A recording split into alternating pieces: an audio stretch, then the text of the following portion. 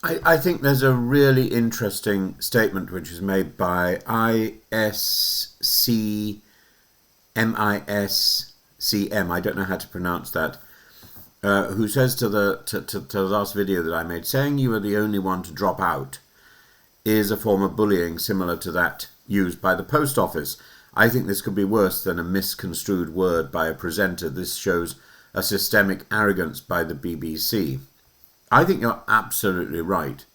And I think, we often imagine that scandals on the scale of the Post Office Horizon affair are rare aberrations, the result of unique technical failures or rogue management.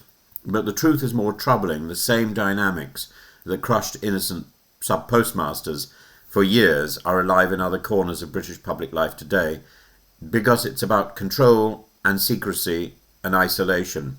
And I think you're quite right.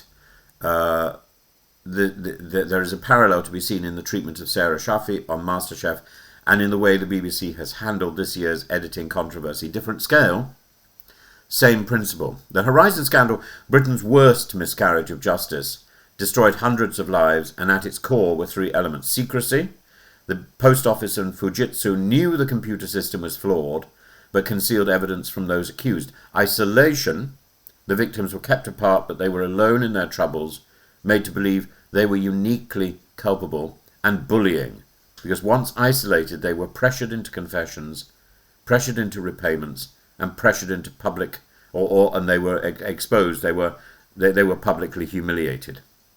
It was a perfect storm of institutional arrogance and cowardice, an unaccountable system crushing individuals because it could, and because they were isolated and they had no one to turn to. I remember when I was on reality TV, one of the principles I was told was I mustn't discuss this with anyone else before the show started. And I took that seriously, and of course that meant I had no real guidance, and I didn't know what I was in for. And actually, as far as I was concerned, the show went perfectly well, and because I understand, or I think I understand, how a show is made and how cameras work. What I didn't understand was the level of organisational control, and that hit me after the show had finished, and it hit me so hard. I was really shocked, and I was shocked by the way other people that I met from other shows as well were telling me their stories, and I was horrified by the things I heard, by the things I witnessed, and I felt compelled to speak out because I was in a different position to almost everybody else.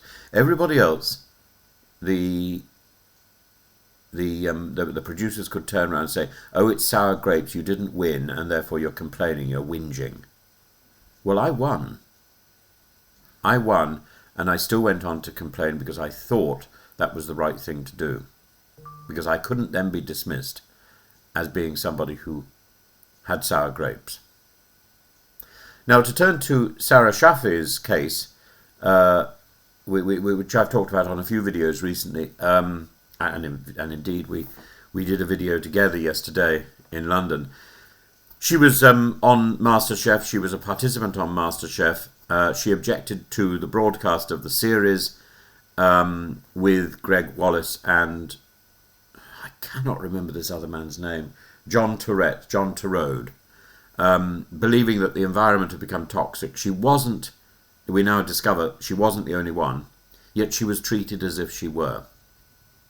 And the BBC's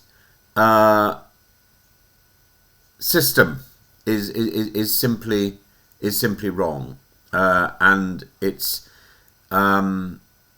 editorial machine, desperate to get the programme on air, deployed the same three tactics that they used that were used in Horizon. They employed secrecy. The public were never told that more than one contestant, more than one participant had objected. By creating the impression it was solely Sarah, bit of alliteration, the BBC controlled the narrative.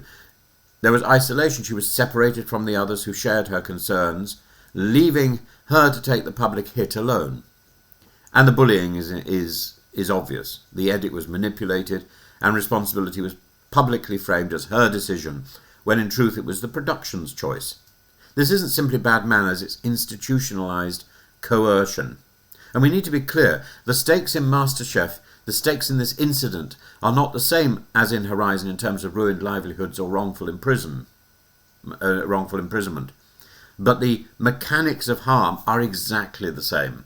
It's about an institution with enormous power manipulating, bullying, controlling individuals who do not have that power. The control of information, in both cases, the institution holds all the evidence and selectively releases it to protect itself. It dominates the narrative. Victims' voices are drowned out or recast as unreliable troublemakers. And the corporate self-protection, the brand, whether it's the Post Office or the BBC, matters more than the truth. And in both cases, in both the Horizon case and the BBC case, the power imbalance is total. The individual has only their integrity. The institution has lawyers, PR, the machinery of concealment, and it controls all of that with the imposition of secrecy.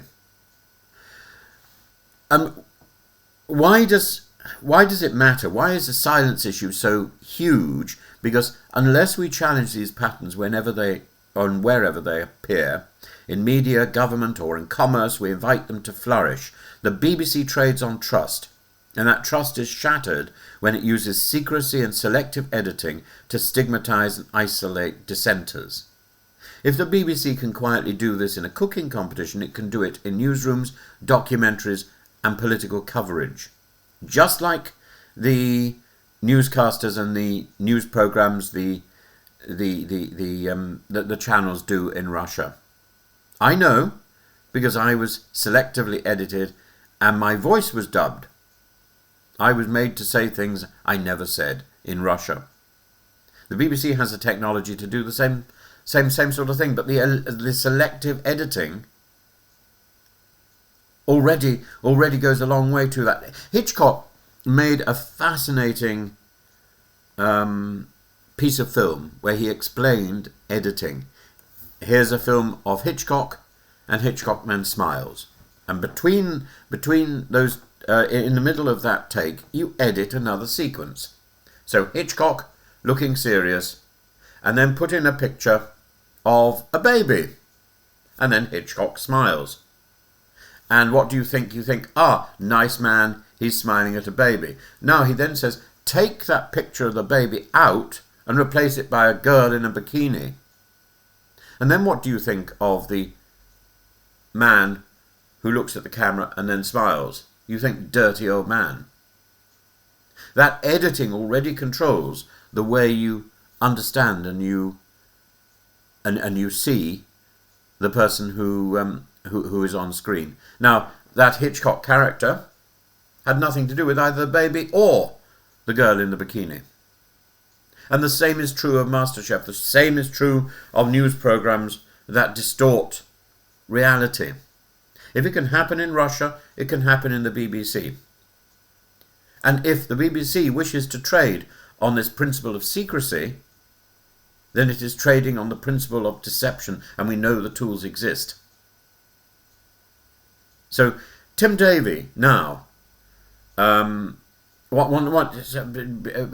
you accept this principle of concealment and narrative control, once you accept that trumps fairness, you have abandoned public service broadcasting. And Tim Davie, as the Director General, is not a distant observer. He presides over this culture, a culture in which dissent is managed through obfuscation, in which those who raise concerns are not supported but scapegoated. And Davie has made much of his commitment to impartiality and editorial integrity, but integrity is not a slogan.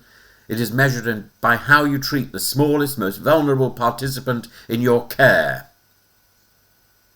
And Tim Davie, the very least Tim Davie should have been doing is getting on the telephone, calling Sarah Shafi and saying, let's have a meeting. But he hasn't done that because basically he is another bully.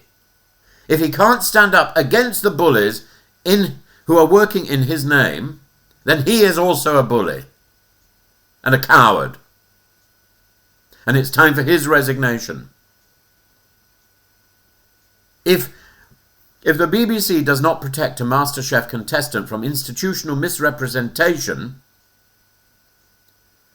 why should anyone believe that they will protect the public from misinformation?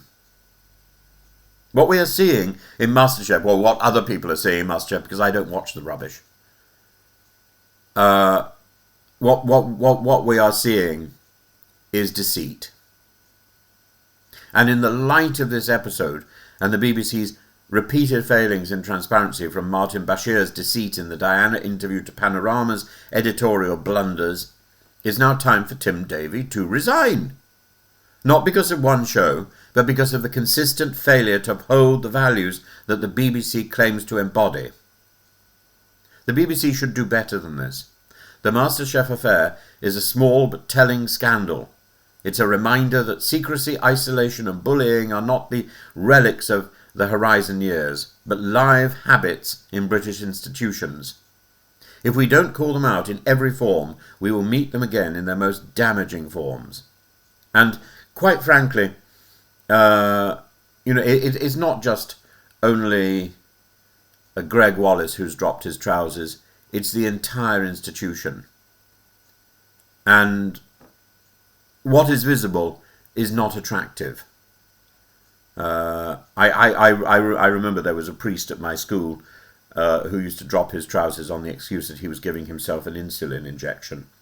And I was a little shocked. But I was too young to realise that this is not appropriate behaviour. I was too young to realise. And you know, in the heat of the moment,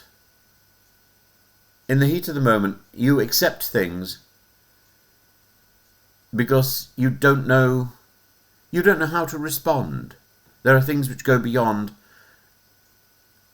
the way you can immediately respond. And I think this is one of them. It's not just the trouser dropping. It's the BBC's response.